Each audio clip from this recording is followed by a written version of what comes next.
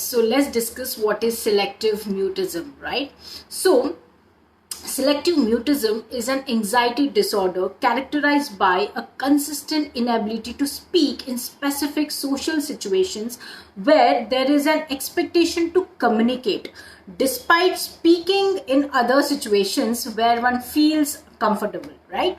So this condition primarily affects children, and individuals with selective mutism may be perfectly capable of speech in certain settings, such as at home or with close family members, but they basically exhibit an inability to speak in other environments, particularly, let's say, in school or social gatherings, right?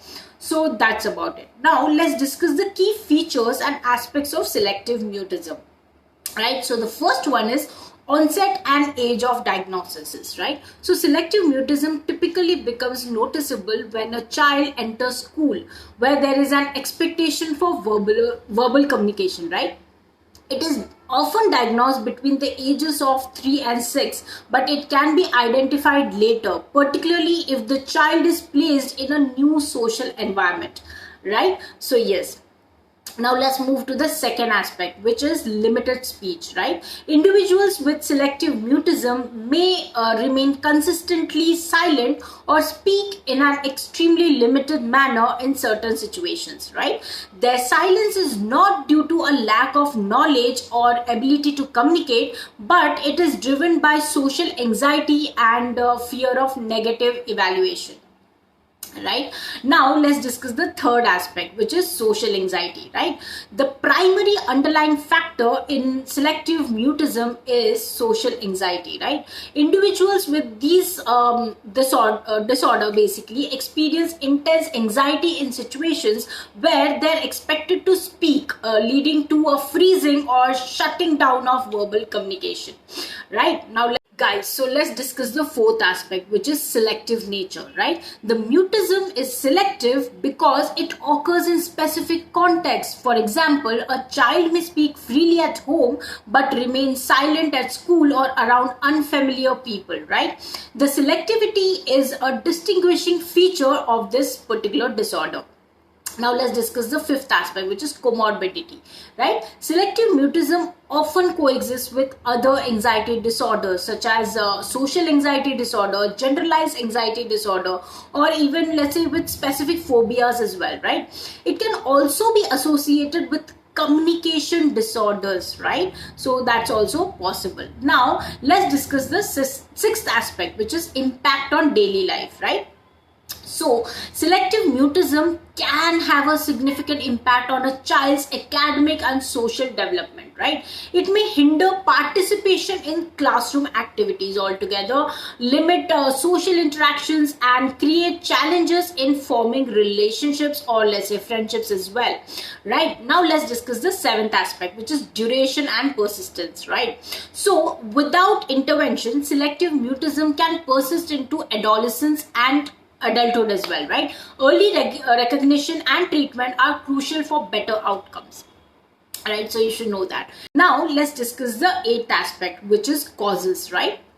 So the exact cause of selective mutism is not fully understood, but it is believed to be influenced by a, let's say, a combination of genetic factors, environmental factors, and sometimes temperamental factors as well, right?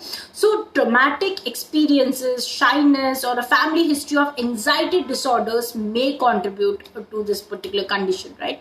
Now let's move to the ninth aspect, which is treatment options, right? So the first one is behavioral therapy, which is cognitive behavioral therapy. CBT is often used to address the underlying anxiety, right?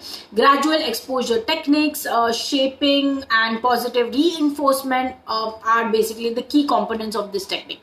The second one is speech therapy, right? So in speech therapy, it may be beneficial to improve your communication skills and address any underlying speech or language difficulties, right? The third one could be parent and teacher involvement, right? Wherein the collaboration with parents and teachers is essential. Educating them about selective mutism and involving them in the treatment can actually enhance the child's progress altogether, right? Now let's discuss the 10th aspect, which is prognosis, right? So with appropriate intervention, the prognosis for selective mutism is generally positive, right? So early identification and a multi-dimensional treatment approach, including the behavioral and speech therapy, can lead to significant improvements in communication and overall functioning, right? So yeah.